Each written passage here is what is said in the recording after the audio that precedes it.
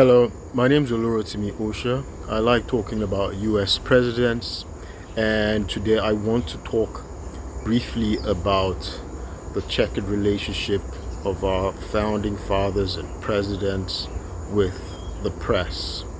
The press is, often called the fourth estate, and it indicates the importance of a free press and how they hold institutions accountable, right? Um, Now, I've talked earlier about our founding fathers, ability as great writers, and how in the past, especially in the beginning, they didn't do their campaigning for office, but they showed their writing, through their programs in the newspapers. This was how they showed themselves off to the public, by writing. And someone who comes to mind immediately is Thomas Jefferson, our third president. He was our second vice president, but he was our third president. And of course, he was the author of the Declaration of Independence. However, our presidents have also had abuses against the press. And I'm going to try and keep this video really short. So first of all, let me talk about Tricky Dick. Tricky Dick, of course, that's President Richard Nixon. He's hardly any other president has a more villainous position in the American public's memory than Richard Dick Nixon.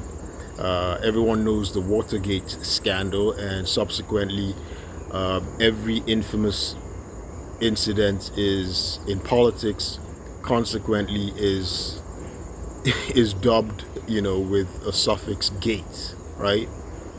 So every appellation has gate in it. So, and that stems from the Watergate scandal. I'm not going to talk about that, but let me talk about what Richard Nixon did, or at least what his staff did. So there was this dogged, fearless journalist called Jack Anderson.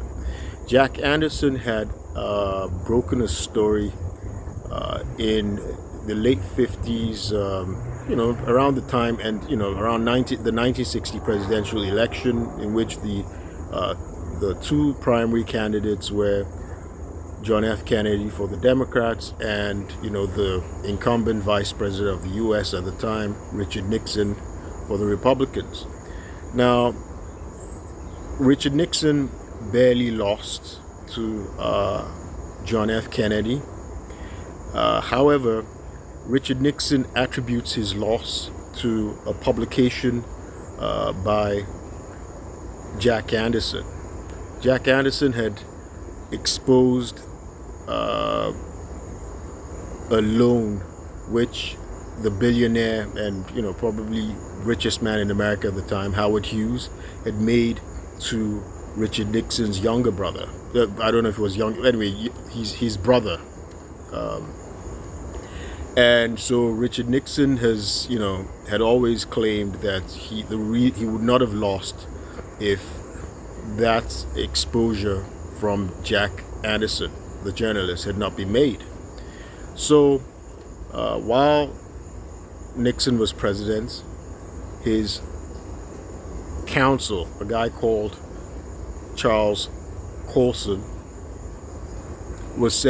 he admitted under oath that he entered into a conspiracy to assassinate Jack Anderson, and he'd met with a CIA operative agent, and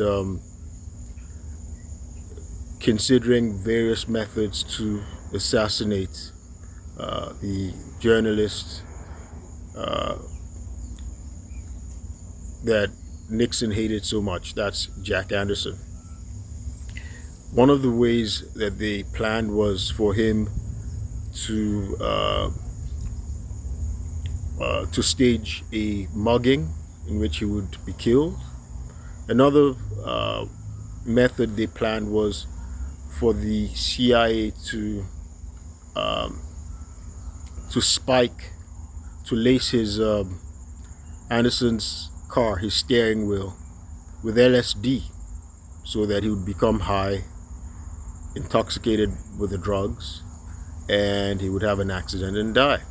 Anyway, I later learned, I don't use drugs. I've never experimented with drugs. I don't use drugs. But I later learned that, in fact, somebody can be drugged through touch, right? And so that was what this CIA operative was proposing.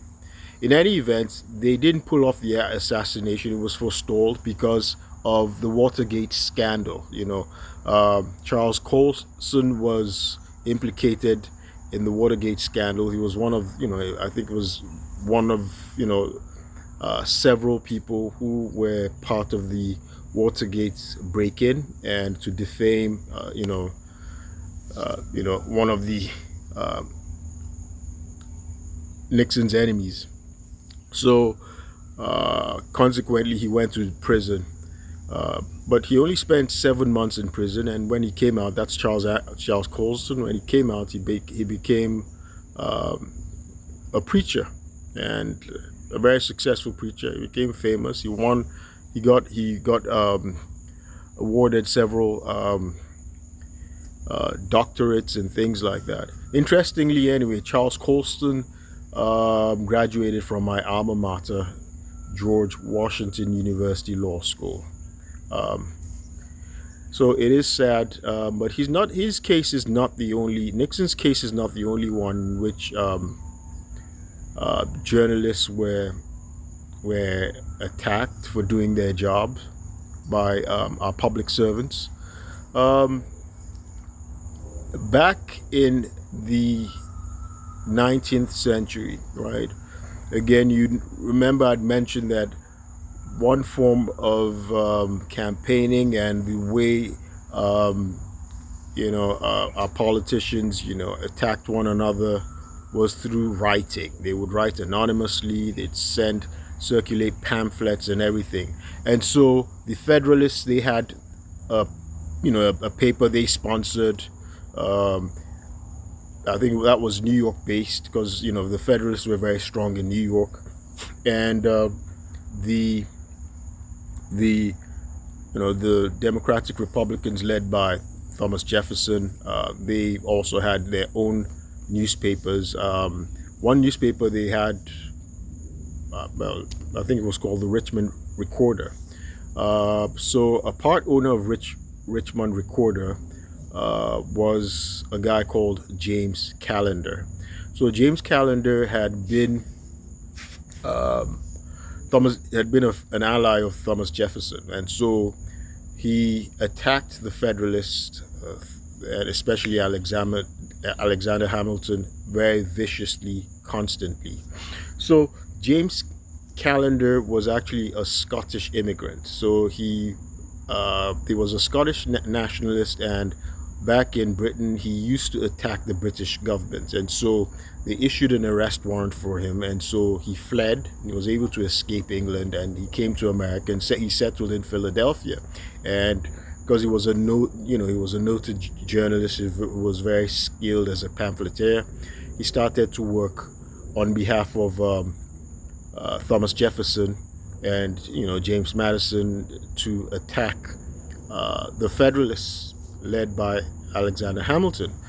In fact, he was partly responsible for destroying Alexander Hamilton's career. He exposed an extramarital affair that Alexander Hamilton had with a prostitute. He was being blackmailed by a courtesan. Let me not say prostitute. Courtesan sounds better. By a courtesan's husband. So there was a woman that was, they baited him. They planned to seduce him, and he got into this extramarital affair with this woman, and her husband started extorting him.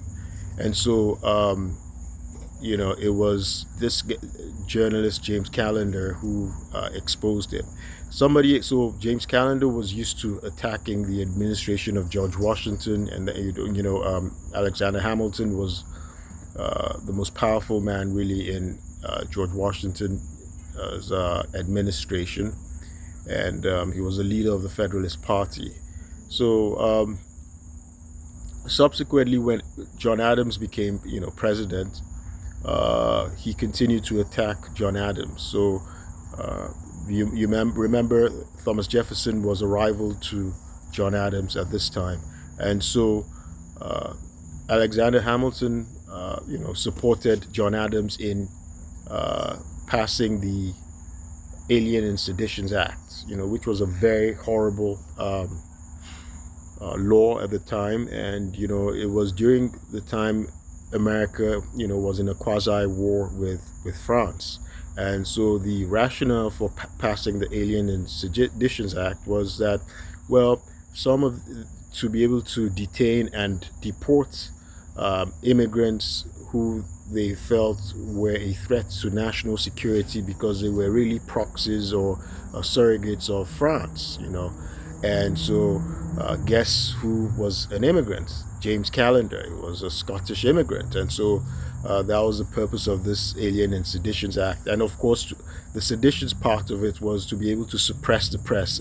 So anyone who made any criticism of the administration or government official could be locked up. And in fact, James Callender was tried, and of course he was convicted and sent to jail. So he was imprisoned for about 9 months. However, of course, the Alien and Seditions Act was very unpopular, and they say it was one of the reasons why John Adams, didn't get a second term. He was the first president not to get a second term. However, Thomas Jefferson is subsequently elected president, and so when James Callender is released from prison, he expected that his patron, Thomas Jefferson, would give him a political appointment. But instead, Thomas Jefferson was trying as much as possible to distance himself from James Callender. And of course, this riled James Callender, who consequently started to criticize him and smear him. He was a journalist, and this was his job. He'd done something similar on behalf of Thomas Jefferson, against the Federalists, against John Adams, and against Alexander Hamilton. So when he felt that Thomas Jefferson had betrayed him by not rewarding him with a political appointment, a political position, he started to attack Thomas Jefferson as well. And so he exposed the Sally Hemings affair, that Thomas Jefferson had actually fathered mixed race children with his slave Sally Hemings. And of course, guess what happened? Something bizarre happened, and we have no way of proving this now. Maybe very good detectives may be able to do some kind of histometric analysis that might reveal the possible involvement of government officials in the accidental death of James Callender. So one day James Callender was found dead, floating in a shallow river, very shallow lake or pond or whatever. He was floating, and he was supposed to have drowned. He was supposed to have been intoxicated. He was drunk, and so they said he accidentally fell into the lake, and he drowned. It was an accident. So we don't know if he was killed. We don't know. But I just thought I should talk about some of the abuses that past presidents have had and administrations have had on the press. My name is Olurotimi Osha. I like talking about U.S. presidents, and I also like to draw attention to the color of law violations which I've been suffering in Montgomery County, Maryland.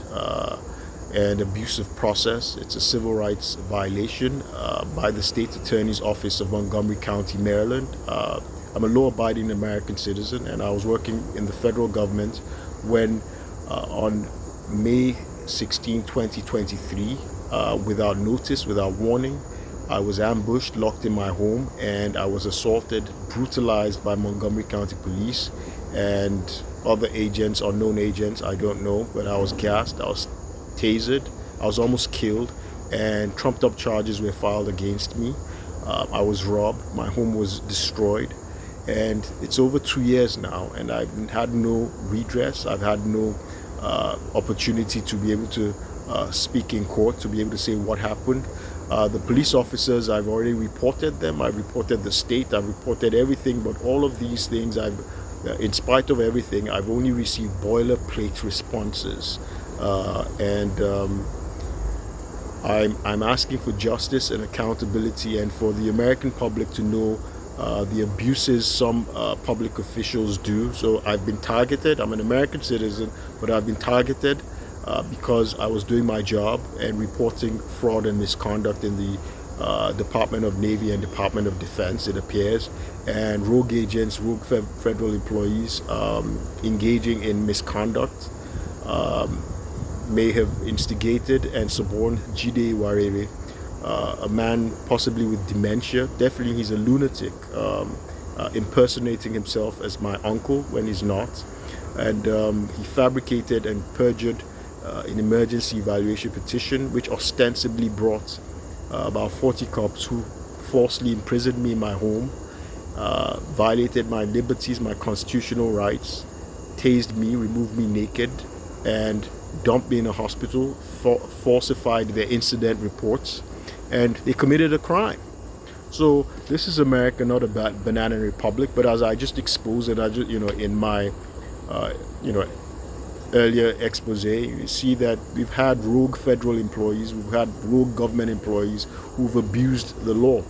Well, we have the rule of law, and Charles Colson, he went to prison for his offenses, for his crimes, and this is what I'm asking for as well: justice. Those federal or state employees and police, let the American public and our laws show that they're not above the law and they cannot abuse the process or commit color of law violations and go unpunished and not be held accountable.